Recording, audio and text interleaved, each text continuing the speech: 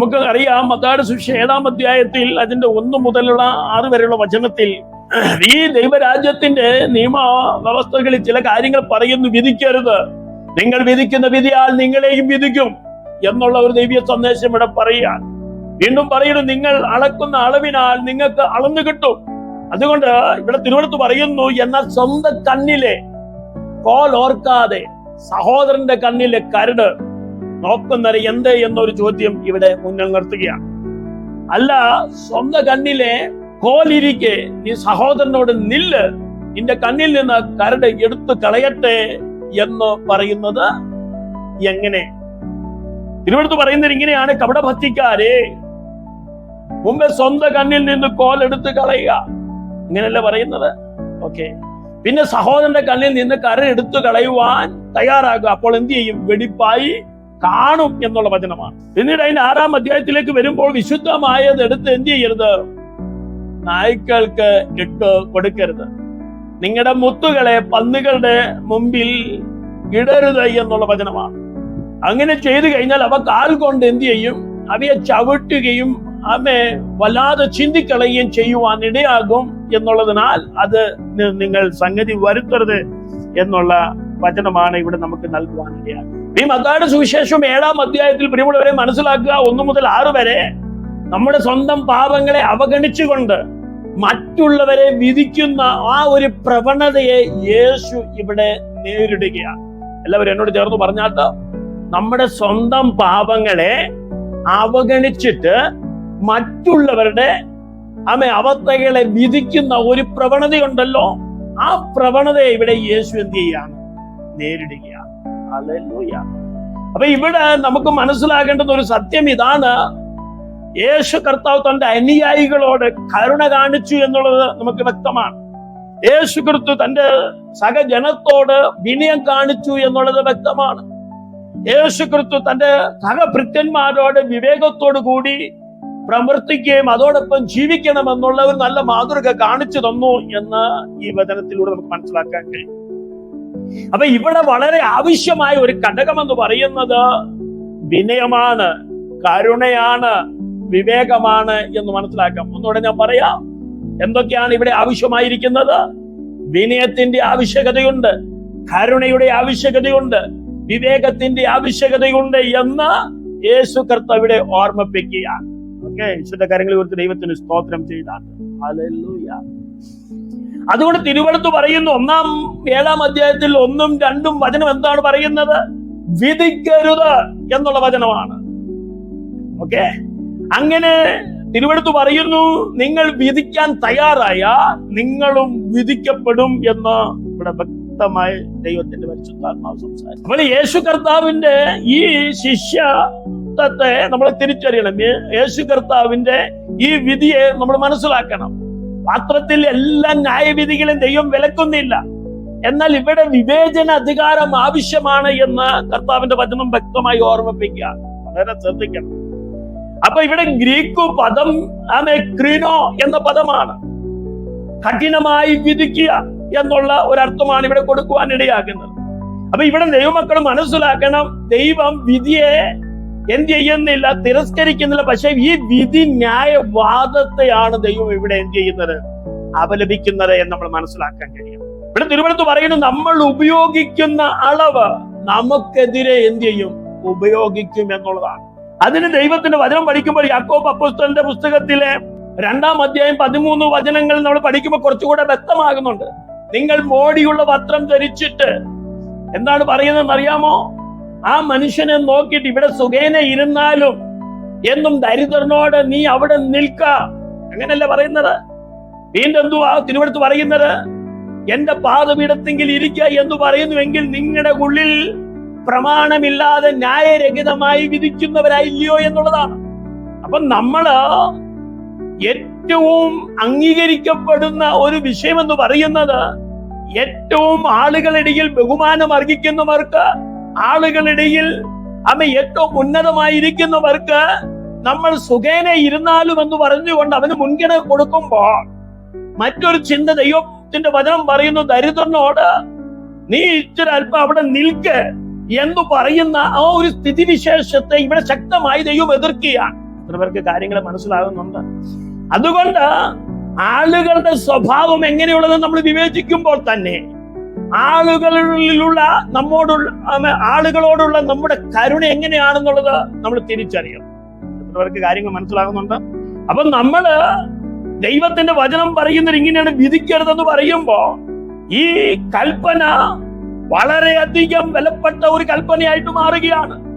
അതുകൊണ്ട് ദൈവവചനം വിവേചനത്തിന് വളരെ പ്രാധാന്യം കൊടുക്കുന്നു, കരുണയ്ക്ക് വളരെ പ്രാധാന്യം കൊടുക്കുന്നു. അതുപോലെ തന്നെ സാവധാനതയുള്ള ഒരു ഹൃദയത്തിന് വളരെ പ്രാധാന്യം കൊടുക്കുന്നു എന്ന് നമ്മളിവിടെ മനസ്സിലാക്കിയാണ്. മനുഷ്യൻ എപ്പോഴും എന്താണ് ചെയ്യുന്നതെന്ന് അറിയാമോ? മനുഷ്യൻ കാഴ്ചപ്രകാരമാണ് വിധിക്കുന്നത്. അതുകൊണ്ട് കാഴ്ചപ്രകാരം വിധിക്കരുതെന്നുള്ള ഒരു ആത്യന്തികമായ ദൈവിക കൽപ്പനയെ ഇവിടെ ദൈവം വിളംബരം ചെയ്യാണ്. നിങ്ങൾ വിധിക്കുന്നുവെങ്കിൽ നീതിയുള്ള വിധി വിധിപ്പി. ഹല്ലേലൂയ. അതുകൊണ്ട് പ്രിയമുള്ള ദൈവമക്കളെ, നമ്മുടെ ഹൃദയം ക്രിസ്തുവിൽ സ്വതന്ത്രമാകണം, സമാധാനത്തോടെ ജീവിക്കാൻ കഴിയണം, കുറ്റമറ്റ മനസ്സാക്ഷിയോടെ നിഷ്കളങ്കതയോടെ നിർമ്മലതയോടെ ജീവിക്കാൻ കഴിയണമെങ്കിൽ നീതിയുള്ള ഒരു വിധി ഇവിടെ ഉണ്ടാകണമെന്ന് ക്രിസ്തുയേശുവിൽ ദൈവത്തിന്റെ വചനം നമ്മളെ ബുദ്ധി ഉപദേശിക്കുക. എന്നാൽ ഇന്ന് ലോകത്ത് എന്തൊക്കെയാണ് സംഭവിക്കുന്നത് നമുക്കറിയാമല്ലോ. ഹല്ലേലൂയ. ആളുകൾ പലപ്പോഴും മറ്റുള്ളവരെ കാണുന്നത് ഒരു മുൻവിധിയോട് കൂടിയാണ്. അവരുടെ സ്വഭാവത്തെയോ അവരുടെ സ്ഥിതിഗതികളെയോ അവരുടെ സാഹചര്യങ്ങളെയോ മനസ്സിലാക്കാൻ കഴിയാതെ മുൻവിധിയോടുകൂടെ ആളുകളെ വിചിന്തനം ചെയ്യുമ്പോ യേശു കർത്താവ് ഇവിടെ ശക്തമായി പറയുന്നു, നിങ്ങൾ വിധിക്കരുതെന്നുള്ള ഒരു പദമാണ്. അങ്ങനെ നിങ്ങൾ വിധിക്കാൻ തയ്യാറായാൽ അതേ അളവിനാൽ നമ്മെയും എന്ത് ചെയ്യും? ദൈവം വിധിക്കുമെന്ന് പറയുന്നു. എത്ര പേർക്ക് ദൈവത്തിന് സ്തോത്രം ചെയ്യാൻ കഴിയും? ഹല്ലേലൂയ. അതുകൊണ്ട് അസാരം പുളിമാവ് എന്ത് ചെയ്യുന്നു? പിണ്ടത്തെ മുഴുവനും പുളിപ്പിക്കുന്നു എന്ന് നിങ്ങൾ കേട്ടിട്ടില്ലയോ എന്നാണ് ചോദിക്കുന്നത്. നിങ്ങൾ പുളിപ്പില്ലാത്തവരായിരിക്കണം.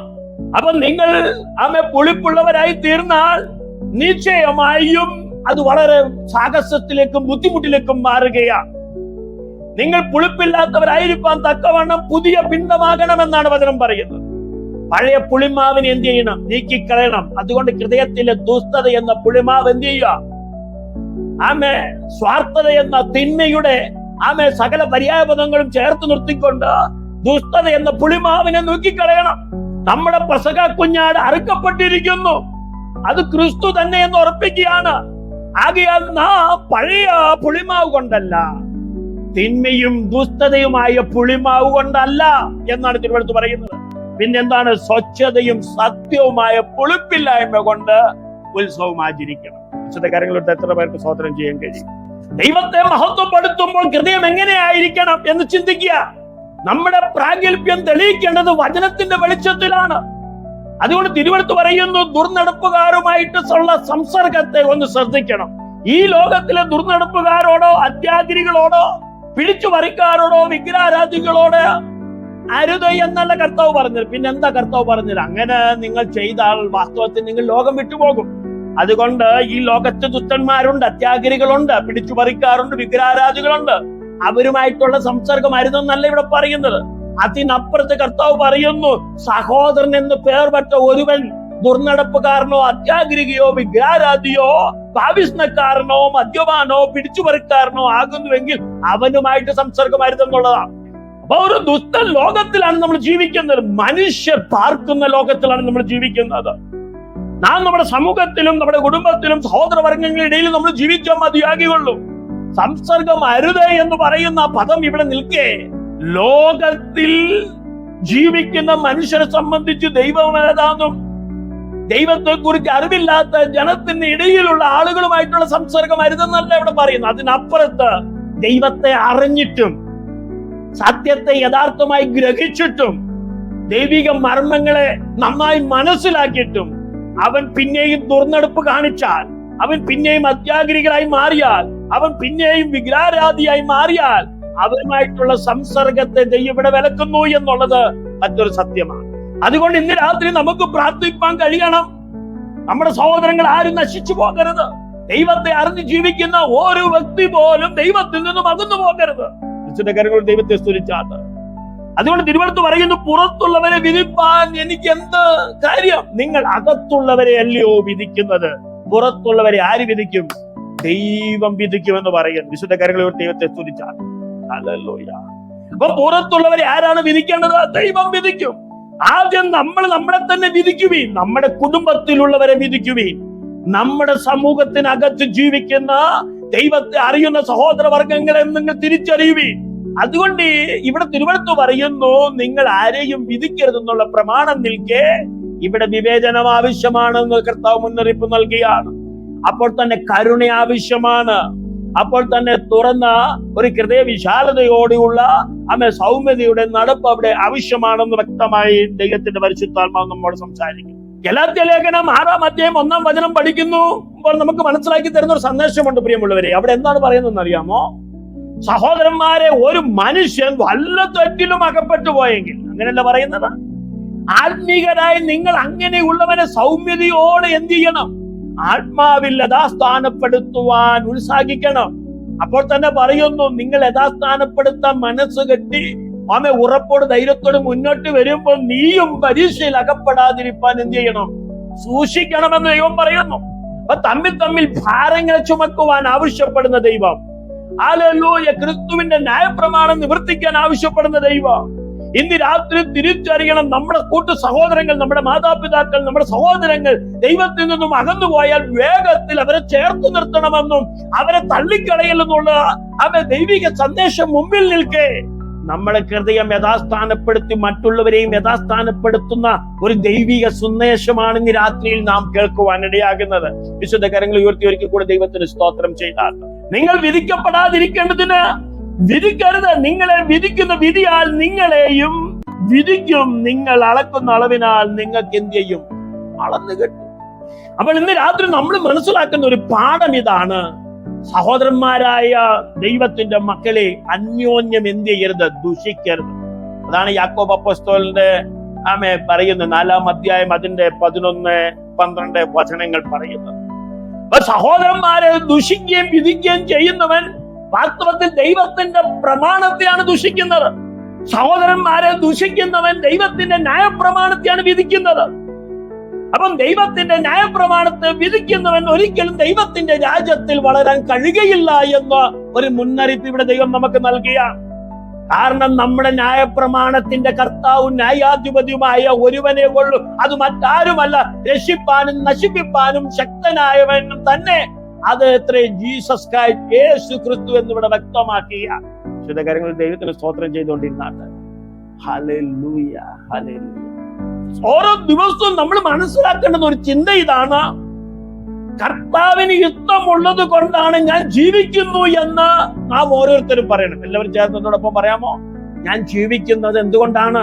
എന്റെ ദൈവത്തിന് ഇഷ്ടമുള്ളത് കൊണ്ടാണ്. എല്ലാവരും ആമേൻ പറഞ്ഞു പറഞ്ഞാട്ടെ. ഞാൻ ജീവിക്കുന്നത് ദൈവത്തിന് ഇഷ്ടമുള്ളത് കൊണ്ടാണ്. അതുകൊണ്ട് ദൈവത്തിന് ഇഷ്ടമുണ്ടെങ്കിൽ ഞാൻ ജീവിക്കുന്നു എന്ന് ഓരോ നിമിഷം പറയുവാനിടയാകണം. വമ്പ് പറയാൻ അനുവദിക്കരുത് നമ്മുടെ ഹൃദയം. പ്രശംസിക്കാൻ അനുവദിക്കരുത് നമ്മുടെ ഹൃദയം. ഈ വക പ്രശംസകളെല്ലാം ദോഷം ചെയ്യുന്നു എന്നാണ് തിരുവെഴുത്ത് പറയുന്നത്. അതുകൊണ്ട് എന്നെ സ്നേഹിക്കുന്ന, ദൈവത്തിനെ സ്നേഹിക്കുന്ന പ്രിയമുള്ളവരെ, നന്മ ചെയ്യുവാൻ അറിഞ്ഞിട്ടും ചെയ്യാത്തവൻ വാസ്തവത്തിൽ എന്താണ്? അവൻ പാപം ചെയ്യുന്നു എന്നാണ്. ഈ ഗ്രീക്ക് പദമായ ക്രിനോ എന്ന പദത്തെ വിശേഷിപ്പിക്കുന്നത് വിവേചിക്കുക എന്നുള്ളതാണ്. വിവേചിക്കുക, കുറ്റം വിധിക്കുക എന്നിങ്ങനെയുള്ള അർത്ഥമാണ്. വാസ്തവത്തിൽ ഇത് ഒരു നെഗറ്റീവിന്റെ ഒരു സാന്നിധ്യം ഇവിടെ നമുക്ക് ഫീൽ ചെയ്യുവാനിടയാണ്. എങ്കിലും സ്വർഗത്തിലെ ദൈവത്തിന്റെ വചനം പറയുന്നു, മറ്റുള്ളവരെ കീറി മുറിക്കുമ്പോൾ, മറ്റുള്ളവരെ സൂക്ഷ്മതയോടെ വിധിക്കുമ്പോൾ ഒരിക്കലും നമ്മളെ തന്നെ ഉയർത്തുന്ന ഒരു മനോഭാവം ഉണ്ടല്ലോ, അത് നമ്മളെ അപകടത്തിലേക്ക് നയിക്കുമെന്ന് ഒരു മുന്നറിയിപ്പാണ് ഇന്ന് രാത്രി കർത്താവ് നമുക്ക് നൽകുന്നത്. കാര്യങ്ങൾ മനസ്സിലാകുന്നുണ്ടല്ലോ പ്രിയമുള്ളവരെ? അതുകൊണ്ട് നാം വിധിക്കുന്ന രീതി നമ്മിൽ തന്നെ പ്രതിഫലിപ്പിക്കുകയാണ്. അതുകൊണ്ട് തിരുവെഴുത്ത് പറയുന്നു, നാം ഉപയോഗിക്കുന്ന അളവിനാൽ നമുക്ക് തന്നെ അളന്നു കിട്ടും എന്നുള്ള ഒരു ദൈവിക സന്ദേശം ഇവിടെ നൽകിയാണ്. നാം അഥവാ വിധിക്കുന്നുവെങ്കിൽ ഒരിക്കലും വിധി ന്യായകർത്താവായി മാറാൻ പാടില്ല എന്നിവിടെ ഓർമ്മിപ്പിക്കുകയാണ്. അതുകൊണ്ട് എപ്പോഴും അനുകൂലമായ ഒരു ചിന്തയോടുകൂടെ വേണം ജീവിക്കുവാൻ. ദൈവത്തിന്റെ സന്നിധിയിൽ അയൽക്കാരനെ അനുകൂലമായി വിധിക്കുന്നവനെ സ്വർഗം എന്ത് ചെയ്യുന്നു? അനുകൂലമായി വിധിക്കുമെന്നാണ് വചനം പറയുന്നത്. അപ്പം നാം വിശുദ്ധ വേദപുസ്തകം പഠിക്കുമ്പോൾ നാം കഴിഞ്ഞ ദിവസങ്ങൾ ചിന്തിപ്പാൻ ഇടയായി.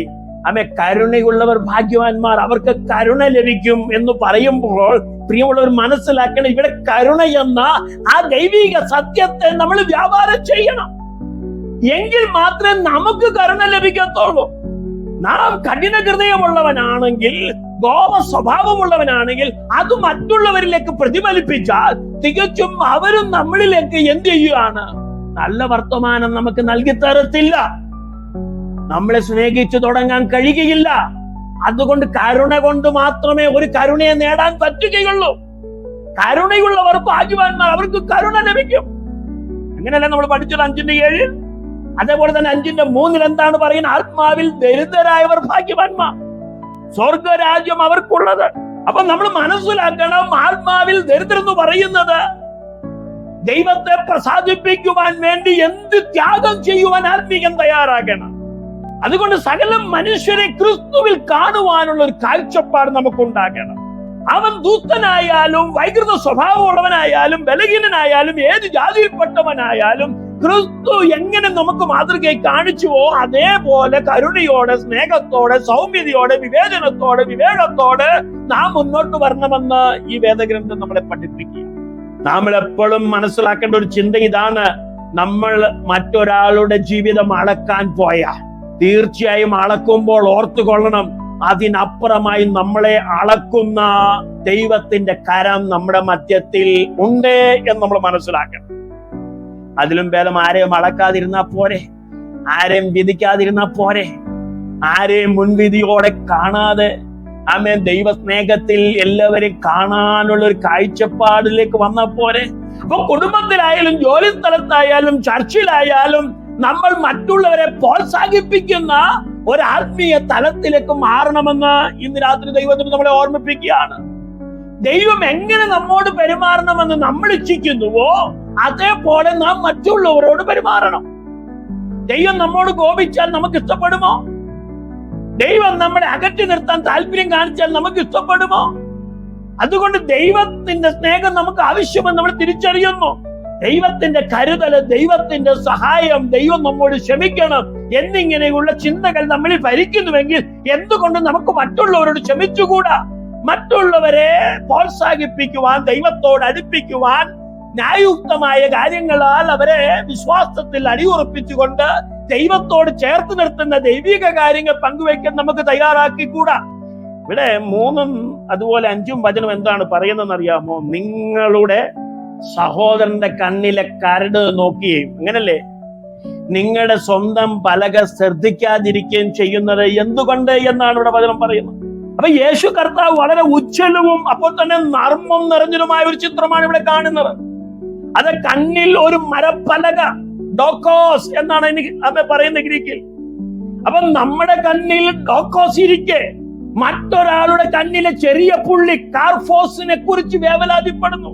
അപ്പൊ നമ്മളിൽ ഡോക്കോസ് ഇരിക്കെ കാർഫോസിനെ കുറിച്ച് വേവലാതിപ്പെടുന്ന മനുഷ്യനെ ഇവിടെ കർത്താവ് നർമ്മത്തിലൂടെ വിളിച്ചു പറയുകയാണ്, നിങ്ങൾ നിങ്ങളുടെ സ്വന്തം കണ്ണിൽ പലകയിരിക്കെ, മരപ്പലകയിരിക്കെ മറ്റൊരുള്ളവരുടെ കണ്ണിലെ ചെറിയ പുള്ളി, അതല്ലേ പറയുന്നത്. വാസ്തവത്തിൽ ഇവിടെ ദൈവത്തിന്റെ വചനം വലിയ കാര്യമാണ് നമ്മോട് സംസാരിക്കുന്നത്. മനുഷ്യനിലുള്ള കാപട്യത്തെ കുറിച്ചാണ് ഇവിടെ സംസാരിക്കുന്നത്. പുള്ളി എന്ന് പറയുമ്പോൾ ചെറിയ തെറ്റുകളെയാണ് സൂചിപ്പിക്കുന്നത്. പലക, മരപ്പലക വലിയ പാപങ്ങളെ സൂചിപ്പിക്കുന്നു. അപ്പം വളരെയധികം ദൈവം നമ്മളെ ഓർമ്മിപ്പിക്കുന്നത് ഇങ്ങനെയാണ്: മറ്റുള്ളവരുടെ പാപങ്ങളെക്കാൾ ചെറുതല്ല നമ്മുടെ പാപങ്ങൾ എന്ന് തിരിച്ചറിയണം. നമ്മുടെ പാപങ്ങൾ വലുതായി കാണപ്പെടാനും കഴിയണം. ഹല്ലേലൂയ. നാം നമ്മുടെ പാപങ്ങളെ വലുതാകുമ്പോൾ മറ്റുള്ളവരെയും വലുതാക്കുന്നു. എത്ര പേർക്ക് കാര്യങ്ങൾ മനസ്സിലാകുന്നു? ഞാൻ കുറച്ചുകൂടെ വിശദീകരിച്ചു പറഞ്ഞുതരാം. മറ്റുള്ളവരിൽ ചെറിയ തെറ്റുകൾ കാണാൻ എളുപ്പമാണ്, അല്ലേ? പക്ഷെ നമ്മുടെ സ്വന്തം തെറ്റുകൾ നമ്മോട് അടുത്തിരിക്കുമ്പോൾ നമുക്കത് കാണാൻ കഴിയുന്നില്ല. ഇവിടെ ഒരു ആത്മപരിശോധന ആവശ്യമെന്ന് വാസ്തവത്തിൽ വചനം പറയുന്നു. നമ്മുടെ ആത്മപരിശോധനയുടെ നടുവിൽ നാം നിശ്ചയമായി താഴ്മയിലേക്ക് നയിക്കപ്പെടണം. അതുകൊണ്ടാണ് പഴയ നിയമത്തിൽ യെശയ്യാ പുസ്തകത്തിൽ 6-ാം അധ്യായം 5-ാം അധ്യായത്തിൽ ദൈവത്തിന്റെ വിശുദ്ധി കണ്ടപ്പോൾ യെശയ്യാവ് നിലവിളിച്ചു, എനിക്ക് അയ്യോ കഷ്ടം. അപ്പം ദൈവത്തിന്റെ വിശുദ്ധി വ്യാപരിച്ചു കഴിഞ്ഞാൽ, ദൈവത്തിന്റെ അത്ഭുതങ്ങൾ വെളിപ്പെട്ട് കഴിഞ്ഞാൽ, ദൈവത്തിന്റെ ആ വലിയ സാന്നിധ്യവും തേജസ്സും പ്രഭാവവും വെളിപ്പെട്ട് കഴിഞ്ഞാൽ, ഒരു പാപിയായ മനുഷ്യൻ ദൈവം മുമ്പാകെ നിൽക്കാൻ കഴിയാതെ അവനിലുള്ള പാപത്തെ അവൻ തിരിച്ചറിയുകയാണ്. അതുകൊണ്ട് ഈ ഒരു യഥാർത്ഥമായ ഒരു ആത്മപരിശോധന നമുക്ക് ആവശ്യമാണ്. അയ്യോ ഞാൻ അരുത്ത മനുഷ്യൻ എന്ന് പറഞ്ഞാൽ നിലവിളിക്കുന്ന യെശയ്യാവ് അവൻ തന്റെ ജീവിതത്തെ കാണാനിടയായത് ദൈവത്തിന്റെ ശക്തി അനുഭവിച്ചപ്പോഴാണ്. തിരുവനന്തപുരത്ത് പഠിക്കുന്ന ദൈവമക്കൾക്കറിയാം, ക്രിസ്തുവിന്റെ ശക്തിയെ കണ്ടപ്പോൾ പത്രോസ് ഏറ്റു പറഞ്ഞു, ഞാൻ ഒരു പാപിയായ മനുഷ്യൻ. ദൈവവും തകർന്നവർക്കും മാത്രമേ പ്രിയമുള്ളവരെ മറ്റുള്ളവരെ സൗമ്യതയോടെ സഹായിക്കാൻ കഴിയുകയുള്ളൂ. എത്ര പേർക്ക് കാര്യങ്ങൾ മനസ്സിലാകുന്നുണ്ട്? മറ്റുള്ളവരെ അവരുടെ കരടുകളോട് സഹായിക്കുന്നത് യേശു വിലക്കുന്നില്ല. എന്നാൽ അതിനു മുമ്പേ ദൈവം പറയുന്നത്, ആദ്യം നിങ്ങളുടെ സ്വന്തം കണ്ണിൽ നിന്ന് പലകയെടുക്കുക. ഇതാണ് ദൈവം നൽകുന്ന പ്രബോധനം. അതുകൊണ്ട് ദൈവത്തിന്റെ വചനം പറയുന്നു, നമ്മുടെ സഹോദരൻ നമ്മോട് പിഴച്ചാൽ, എങ്ങനെയാണ് ബൈബിൾ പറയുന്നത്? മത്തായിയുടെ സുവിശേഷം 18-ാം അധ്യായത്തിൽ പറയുന്നു, നമ്മുടെ സഹോദരൻ നമ്മോട് പിഴച്ചാൽ നീ ചെന്ന് നീയും അവനും മാത്രമുള്ളപ്പോൾ കുറ്റം അവന് ബോധം വരുത്തണം. അവൻ എന്നോട് തെറ്റ് ചെയ്തു, അത് അവന്റെ ഭാഗത്തെ കാര്യമാണ്, എനിക്ക് അവനുമായിട്ടൊരു കോംപ്രമൈസ് ഇല്ല എന്ന് പറഞ്ഞ് അന്യം മാറി നിൽക്കാൻ പറ്റത്തില്ല. അവൻ ചെയ്ത തെറ്റായാലും നാം ചെയ്ത തെറ്റായാലും ഇവിടെ നിരപ്പിന്റെ ശുശ്രൂഷ വളരെ അത്യന്താപേക്ഷിതമാകിയാൽ, ദൈവരാജ്യത്തിന്റെ വളർച്ച വളരെ ആവശ്യമായ ഘടകമായതിനാൽ തിരുവെടുത്ത് പറയുന്നു, ആദ്യം നീ ചെല്ലുക, നീയും അവനും മാത്രമുള്ളപ്പോൾ പരസ്പരം കുറ്റങ്ങളെ തിരിച്ചറിഞ്ഞ് ബോധപൂർവമായ ഒരു നിലപാടിലേക്ക് വരിക എന്ന് ദൈവവചനം ഓർമ്മിപ്പിക്കുന്നു. അവൻ നിന്റെ വാക്ക് കേട്ടാൽ നീ സഹോദരനെ നേടിയെന്നാണ്. ഈവൻ കേൾക്കാഞ്ഞാലോ 2-3 സാക്ഷികളുടെ വായാൽ സകലവും എന്ത് ചെയ്യും? കാര്യം ഉറപ്പാക്കേണ്ടതിന് 1-2 പേരെ കൂട്ടിക്കൊണ്ട് ചെല്ലാനാണ് തിരുവെടുത്ത് പറയുന്നത്. അവിടെയും അവൻ കൂട്ടാക്കാഞ്ഞാൽ സഭയോട് അറിയിക്കണം. അപ്പൊ സഭയെയും കൂട്ടാക്കാഞ്ഞാൽ നിങ്ങൾ ഒരു കാര്യം മനസ്സിലാക്കുക, അവനെ പുറം ജാതിക്കാരനായിട്ട് കാണുക, അവനെ ഒരു പാപികളുടെ ഗണത്തിൽപ്പെട്ട ഒരു വ്യക്തിയായിട്ട് കാണുക എന്ന് മാത്രമാണ് കർത്താവ് നൽകുന്ന ശിക്ഷണം. എത്ര പേർക്ക് കാര്യങ്ങൾ മനസ്സിലാകുന്നുണ്ട്? അതുകൊണ്ട് ഇന്ന് രാത്രി ദൈവരാജ്യം നമ്മളിൽ വളരണമേ എന്ന് പ്രാർത്ഥിക്കുന്നു ദൈവമക്കളെ. ദൈവം നമ്മുടെ കൂടെ വസിക്കണമെന്ന് ആഗ്രഹിക്കുന്ന ദൈവത്തിന്റെ മക്കളെ, നമ്മുടെ ഹൃദയ ശുദ്ധവും നിഷ്കളങ്കവും നിർമ്മലവുമായിരിക്കണമെങ്കിൽ ഈ രാജ്യത്തിന്റെ വളർച്ചയ്ക്ക് ഘടകമാകുന്ന ഈ നിയമ വ്യവസ്ഥകൾ നമ്മൾ പാലിച്ചേ മതിയാകും. നമ്മൾ ഒരിക്കലും എന്ത് ചെയ്യാൻ പാടില്ല? സ്വയം നീതിക്കാരായ പരീക്ഷ ഭക്തന്മാരെ പോലെ ആകരുത്. അത് വാസ്തവത്തിൽ ദൈവത്തിന്റെ ആത്മാവിന്റെ പ്രവൃത്തിയല്ല, അത് സ്വയം നീതിയിൽ വെളിപ്പെടുന്ന പൈശാചിക ശക്തിയുടെ ആത്മാവെന്ന് ഞാൻ സംസാരിച്ചാൽ തെറ്റുണ്ടോ? അതുകൊണ്ട് തിരുവെടുത്ത് പറയുന്നത്, സ്വയം ശുദ്ധീകരിക്കപ്പെട്ട ഹൃദയങ്ങളിൽ നിന്നാണ് ദൈവത്തിന്റെ അനുഗ്രഹങ്ങൾ ഒഴുകേണ്ടത്. ഇന്ന് രാത്രി വചനം കേൾക്കുന്ന ദൈവമക്കൾ മനസ്സിലാക്കണം, കണ്ണിൽ ഒരു പലകയുമായി മറ്റൊരാളുടെ പുള്ളി നന്നാക്കാൻ ശ്രമിക്കുന്ന ഒരു മനുഷ്യനെ നിങ്ങൾ മനസ്സിലാക്കിയല്ലോ. അപ്പോൾ ഇവിടെ കാപട്യത്തിന്റെ തീവ്രത എത്രയോ വളരെ വലുതാണ് ദൈവവചനം ഓർമ്മിപ്പിക്കുകയാണ്. അതുകൊണ്ട് നാം നമ്മുടെ പാപങ്ങളെ ചെറുതാക്കിയിട്ട് മറ്റുള്ളവരെ വലുതാക്കുന്ന ഈ പ്രവണത നിർത്തലാക്കണമെന്നോ കർത്താവ് മുന്നറിയിപ്പ് നൽകുകയാണ്. ഒരു യഥാർത്ഥ ആത്മപരിശോധന നമുക്ക് ആവശ്യമാണ്. അനുതാപമായ ഒരു ഹൃദയം സംജാതമാകണം. വിനയത്തിന്റെ നിത്യമായ ദൈവിക അനുഗ്രഹം നമ്മൾ അനുഭവിക്കണം. അതുകൊണ്ട് ആരെയും വിധിക്കരുതെന്ന് ഇവിടെ വ്യക്തമാക്കുന്നു. തിരുവെടുത്ത് പറയുന്നത് പോലെ നാം നമ്മെ തന്നെ കണ്ടുണരണം.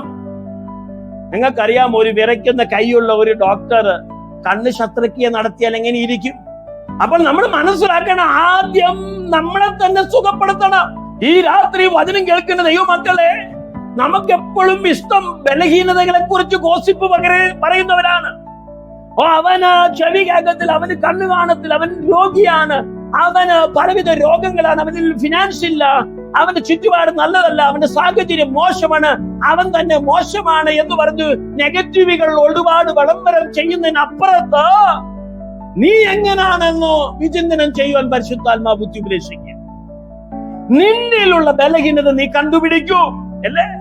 നിന്നിലുള്ള സ്വഭാവ വൈകല്യങ്ങളെ തിരിച്ചറിയൂ, നിന്നിലുള്ള പോരായ്മകളെ മനസ്സിലാക്കൂ, നീ സ്വതന്ത്രനാകൂ എന്നല്ലയോ ഇവിടെ തിരുവെടുത്ത് നമ്മൾ സംസാരിക്കുന്നത്. പലപ്പോഴും നമ്മൾ നമ്മുടെ ഭാര്യയെ കുറിച്ച് പറയുന്നു, ഭർത്താവിനെ കുറിച്ച് പറയുന്നു, മക്കളെ കുറിച്ച് പറയുന്നു, മാതാപിതാക്കളെ കുറിച്ച് പറയുന്നു. ഈ പറയുന്ന പദങ്ങളെല്ലാം ദൈവത്തിന്റെ ഹിതമല്ലാത്ത ബലഹീനമായ വശങ്ങളല്ലയോ പറയുന്നത്. നമ്മളെ തന്നെ കുറ്റം മറച്ചു വെച്ചുകൊണ്ട് മറ്റുള്ളവരുടെ കുറ്റത്തെ വലുതാക്കി കാണുന്ന ഈ പ്രവണത ഇവിടെ അവസാനിപ്പിക്കണമെന്ന് തിരുവെടുത്ത് ഓർമ്മിപ്പിക്കുക.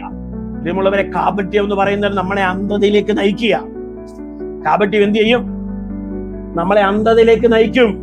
ഹൃദയശുദ്ധീകരണം നടന്നില്ലെങ്കിൽ നമ്മൾ മഹാവിഡ്ഢികളായി മാറും, മൂഢന്മാരായി മാറും. അതുകൊണ്ട് വിവേചനത്തിലേക്ക് മാറണമെന്ന് ദൈവത്തിന് തിരുവെടുത്ത് പറയുന്നു. പിന്നീട് എന്താണ് പറയുന്നത്? പവിത്രമായൊരു നായ്ക്കൾക്ക് ഇട്ടുകൊടുക്കരുതെന്നല്ല പറയുന്നത്. നിങ്ങളുടെ മുത്തുകൾ പന്നികൾക്ക് എറിയരുത്. തിരുവെടുത്തിൽ ഇവിടെ നമ്മളെ ഓർമ്മിപ്പിക്കുന്നത് ഇങ്ങനെയാണ്. ഒരു കഠിനമായ ശിക്ഷാവിധി ഇവിടെ രേഖപ്പെടുത്തുകയാണ്. വാസ്തവത്തിൽ യഹൂദ സംസ്കാരത്തിൽ നിങ്ങൾ മനസ്സിലാക്കുക, നായ്ക്കൾ വളർത്തുമൃഗങ്ങളല്ല, മറിച്ച് അശുദ്ധമായ തോട്ടപ്പണിക്കാരായിട്ടാണ് അവിടെ ചിത്രീകരിക്കുന്നത്. പുറപ്പാട് പുസ്തകം പഠിക്കണം, 22-ാം അധ്യായം 31-ാം വചനം പഠിക്കുമ്പോൾ നമുക്ക് അവിടെ കാണാൻ കഴിയുന്നുണ്ട്. നിങ്ങൾ എനിക്ക് വിശുദ്ധന്മാരായിരിക്കണം. കാട്ടുമൃഗം കടിച്ചു കീറിയ മാംസം നിങ്ങൾ തിന്നരുത്. അതിനെ നിങ്ങൾ എന്ത് ചെയ്യണം? നായ്ക്കൾക്ക് ഇട്ടുകൊടുക്കണം. നമുക്കൊക്കെ വളർത്തുമൃഗങ്ങളാ നായ്ക്കൾ. പക്ഷേ വചനം പറയുന്നത് ഇങ്ങനെയാണ്, കാട്ടുമൃഗം കടിച്ചു കീറിയ മാംസം ഒരിക്കലും തിന്നരുതെന്ന് പറഞ്ഞ് അത് നായ്ക്കൾക്ക് ഇട്ടുകൊടുക്കുമ്പോൾ ഒരു അശുദ്ധമായ ചിത്രമാണ് നായ്ക്കൾക്ക് പഴയ നിയമം കൊടുക്കുന്നത്. 1 രാജാക്കന്മാരുടെ പുസ്തകം 14-ാം അധ്യായം 11-ാം വചനം പറയുന്നത് ഇങ്ങനെയാണ്, യെരോബെയാമിന്റെ സന്തതിയിൽ പട്ടണത്തിൽ വെച്ച് മരിക്കുന്നവനെ നായ്ക്കൾ തിന്നും, വയലിൽ വെച്ച് മരിക്കുന്നവനെ ആകാശത്തിലെ പക്ഷികൾ തിന്നും എന്ന് ഇവിടെ യഹോവ അരുളി ചെയ്തിരിക്കുന്നു. അപ്പോൾ പന്നികൾ അശുദ്ധിയെ പ്രതീകപ്പെടുത്തുകയാണ്. ഹല്ലേലൂയ. മരിച്ചു അല്ലെങ്കിൽ ചത്തടങ്ങിയ അവസ്ഥകളെയും നായ്ക്കൾ തിന്നുന്നു എന്നുള്ളതാണ്. അപ്പോൾ ഈ പന്നി, നായ്ക്കൾ ഇതൊക്കെ പഴയ നിയമത്തിൽ അശുദ്ധമായി ചിത്രീകരിക്കുമ്പോൾ തന്നെ ഇന്ന് രാത്രി ദൈവവചനം മനസ്സിലാക്കുന്ന ദൈവമക്കൾ മനസ്സിലാക്കണം. ഇതിൽ നിന്ന് നമ്മളെ പഠിപ്പിക്കുന്ന പാഠം, ദൈവത്തിന്റെ സുവിശേഷത്തെ ശത്രുതയോടെ നിരസിക്കുന്ന ഒരു പ്രതിച്ഛായയാണ് ഇവിടെ സൂചിപ്പിക്കുന്നത്. വീണ്ടും ഞാൻ പറഞ്ഞു തരാം, ദൈവത്തിന്റെ ആത്മാവിൽ വിശുദ്ധമായത് എന്നത് യാഗപീഠത്തിൽ നിന്നുള്ള വിശുദ്ധ ഭക്ഷണത്തെയും മുത്തുകൾ ദൈവരാജ്യത്തിന്റെ വിലയേറിയ സത്യത്തെയുമാണ് ഇവിടെ വ്യക്തമാക്കുന്നത്. അപ്പൊ സ്വർഗരാജ്യം എന്ന് പറയുന്ന നല്ല മുത്തിനെ അന്വേഷിക്കുന്ന ഒരു വ്യാപാരിയുടെ സദൃശ്യമെന്ന് തിരുവെടുത്ത് പറയുന്നു. അവൻ വിലയേറിയ മുത്ത് കണ്ടെത്തിയാളെ ചെന്ന് തനിക്കുള്ളതൊക്കെ വിറ്റ് അത് വാങ്ങിയെന്നാണ്. അപ്പം വിശുദ്ധ സത്യത്തോട് നമ്മൾ നീതി പുലർത്തണം. അതിനെ ശത്രുത പുലർത്തുന്ന നായ്ക്കളും പന്നികളും ദൈവത്തിന്റെ രാജ്യത്തിൽ ഒരിക്കലും ചേർന്നതല്ല എന്നാണ് ഇവിടെ വ്യക്തമാക്കുന്നത്. സുവിശേഷത്തിന്റെയും വിശുദ്ധ ജ്ഞാനത്തിന്റെയും നിധികളാണ് ഇവിടെ വ്യക്തമാക്കുന്നത്. അതുകൊണ്ട് പന്നികളുടെ മുമ്പിൽ മുത്തുകൾ എറിയരുത്. അവർ അവയെ വിലമതിക്കുന്നില്ല, അവർ അവയെ ചവിട്ടി മെതിക്കുകയാണെന്ന് തിരുവെടുത്തിവിടെ ഓർമ്മപ്പെടുത്തുകയാണ്. ഇന്ന് രാത്രി വിശ്വാസത്തെ പരിഹസിക്കുന്ന ഒരുപാട് പേര് എഴുന്നേക്കും. ഇത് അന്ത്യകാലമാണ്. അഭിഷേകത്തെ എതിർക്കുന്നവർ എഴുന്നേക്കും. ദൈവവചനത്തിൽ ജീവിക്കുന്നവരെ പരിഹസിക്കുന്നവർ എഴുന്നേക്കും. ഇവരെ നമുക്ക് എന്തിനു തുല്യപ്പെടുത്തണം പറഞ്ഞാട്ട് തിരുവെടുത്തിന്റെ വെളിച്ചത്തിൽ ഇവർ നായ്ക്കളാണെന്നും അതുപോലെ തന്നെ പന്നികളാണെന്നും വ്യക്തമാക്കുമ്പോൾ ഈ വിശ്വാസത്തെയും ഈ ആത്മീയ മൂല്യങ്ങളെയും ഈ ദൈവിക അനുഗ്രഹങ്ങളെയും ചവിട്ടി മെതിക്കുവാൻ, ഇല്ലായ്മപ്പെടുത്തുവാൻ നാം ആദ്യം കയ്യിൽ എറിഞ്ഞു കൊടുക്കരുത് എന്ന് തിരുവെടുത്ത് നമ്മളെ ബുദ്ധിപൂർവം ഓർമ്മപ്പെടുത്തിക്കുക. പരിശുദ്ധാത്മാവ് ഇവിടെ ശക്തമായി നമ്മോട് പറയുകയാണ്, ഹല്ലേലൂയ. കപടഭക്തിക്കാര, മുമ്പേ സ്വന്തം കണ്ണിൽ നിന്നും കോലെടുത്തു കളക, പിന്നെ സഹോദരന്റെ കണ്ണിൽ നിന്ന് കരടെടുത്തു കളയുവാൻ അത് എന്നാൽ വെടിപ്പായി കാണും. വിശുദ്ധമായൊരു നായ്ക്കൾക്ക് കൊടുക്കരുത്. നിങ്ങളുടെ മുത്തുക്കളെ പന്നികളുടെ മുമ്പിൽ ഇട്ട് മരുത്. അവ കാൽ കൊണ്ട് അവയെ ചവിട്ടുകയും തിരിഞ്ഞ് നിങ്ങളെ ചിന്തിക്കളയുകയും ചെയ്യും.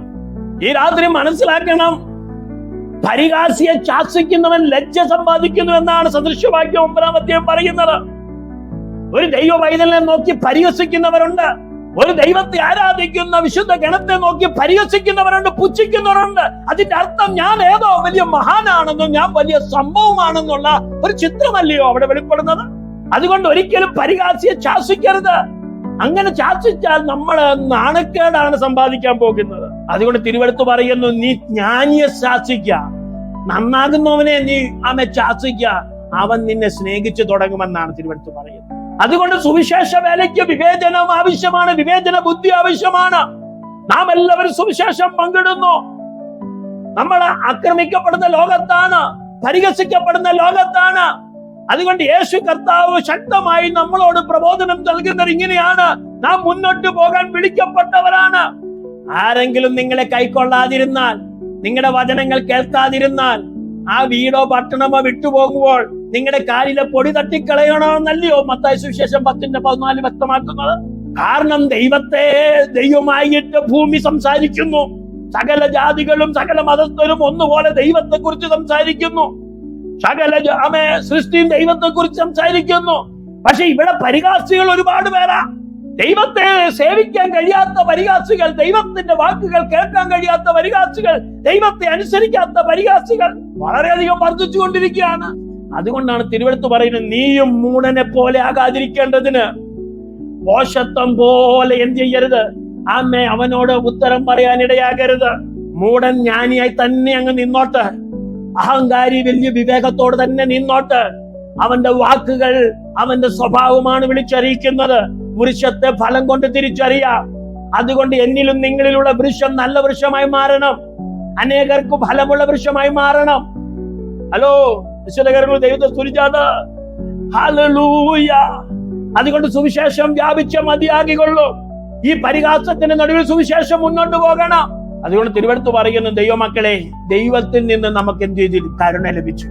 അതുകൊണ്ട് നമുക്ക് ലഭിക്കുന്ന കരുണ ഒരിക്കലും ശിക്ഷയ്ക്കിടയാകത്തില്ല. ദൈവത്തിന്റെ രാജ്യം കരുണയാൽ സവിശേഷതയുള്ളതാണ്. സ്വയം ഉയർത്തി മറ്റുള്ളവരെ കുറ്റപ്പെടുത്തുന്നതിലൂടെ നമുക്കൊരിക്കലും ഒരു ബഹുമാനം വേണ്ട. നാം നമ്മളെ തന്നെ താഴ്ത്തിയാൽ നമ്മുടെ ഹൃദയം അറിയുന്നവൻ തക്ക സമയത്ത് നമ്മളെ ഉയർത്തും. എത്ര പേർക്ക് കാര്യങ്ങൾ മനസ്സിലാകുന്നുണ്ട്?